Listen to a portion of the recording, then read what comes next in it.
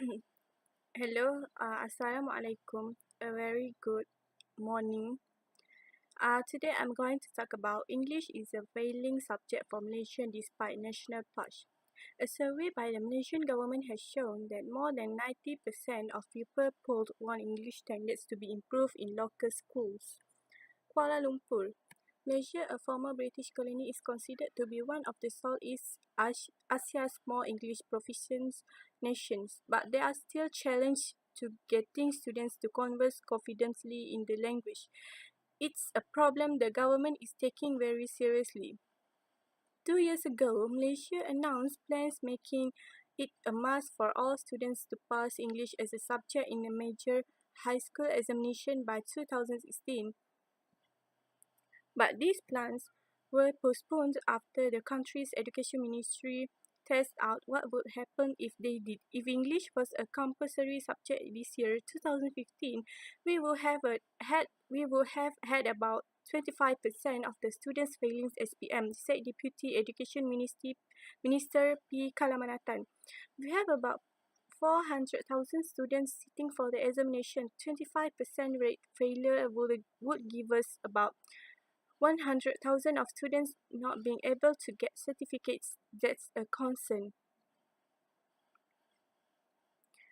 Malaysia is a home to a multi-ethnic population, are most of whom are bilingual. Many speak their mother tongue at home and go to government schools where the primary medium of instruction is Bahasa Malaysia.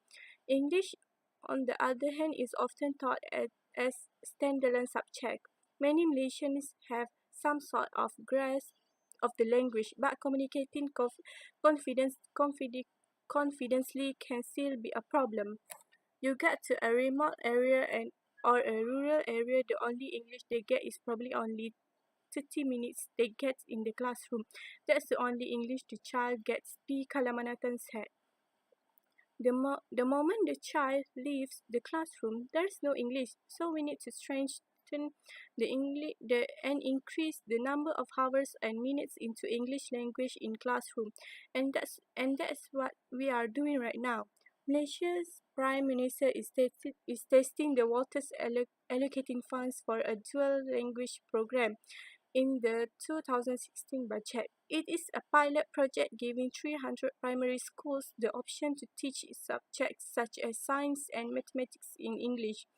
In the past, efforts to teach these subjects in English were met with a backlash from Malay nationalists, worried it will undermine the positions of the national language. But the Malaysian government sees English proficiency as essential to communicate with its neighbors in an increasingly globalized world.